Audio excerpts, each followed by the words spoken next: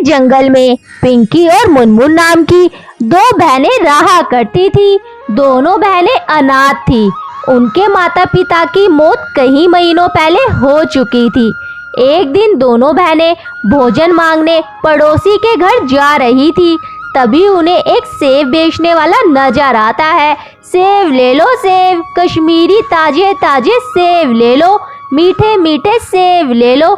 दीदी वो देखो ना, सेब बेचने वाला आया है, मुझे बहुत भूख लगी है, एक सेब खरीद दो ना। कैसे खरीदूं पिंकी, सेब खरीदने के लिए पैसे भी नहीं है। तू जिद मत कर, मेरे पास सेब खरीदने के लिए 1 रुपए भी नहीं है। एक बार मेरे खातिर उससे मांग के देखो ना, शायद वो हमें सेब दे दे। अपनी बहन की बात मानकर मुनमुन चिड़िया सेब वाले के पास जाती है। सेब वाले अंकल, मुझे एक सेब चाहिए, ये लो ताजे ताजे मीठे मीठे सेब, सीधा कश्मीर की वादियों से लेकर आ रहा हूँ। एक सेब का दाम तुम्हें 10 रुपए देना होगा। ये सुनकर मुनमुन चिड़िया उदास हो जाती है और उससे कहती है, लेकिन अंकल मेरे पास 1 भी रुपए नहीं है। मेरे मम्मी पापा हमें कई महीनों पहले छोड़कर चले गए। मेरी छोटी बहन भूखी है और वो सेब खाने की जिद कर रही है। अंकल हमें एक सेब दे दो ना। इतना कहकर मुनमुन वहाँ से जाने लगती है। तभी कालू कौवे को मुनमुन और उसकी बहन पर दया आ जाती है। ये लो बेटिया सेब, तुम्हें इसके पैसे नहीं देने की जरूरत है। ये कहकर वो सेब उन्हें दे देता है।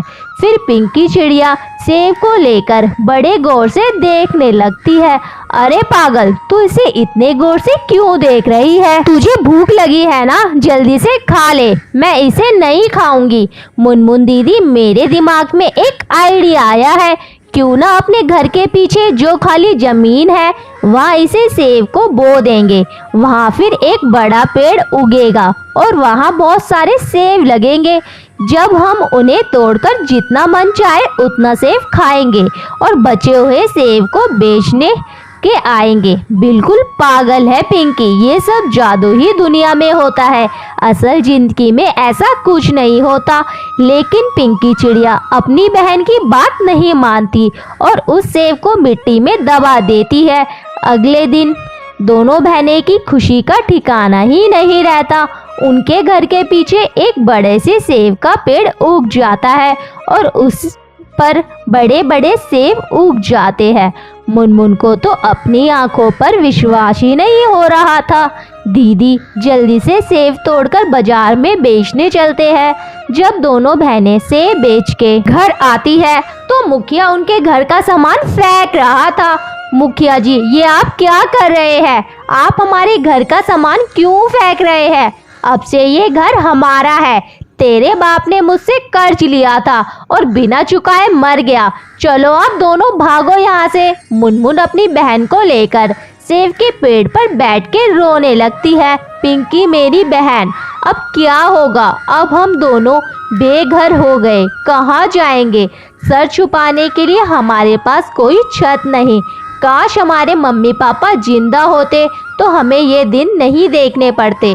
तभी सेब के पेड़ पर एक बड़ा सा सेब का घर प्रकट हो जाता है।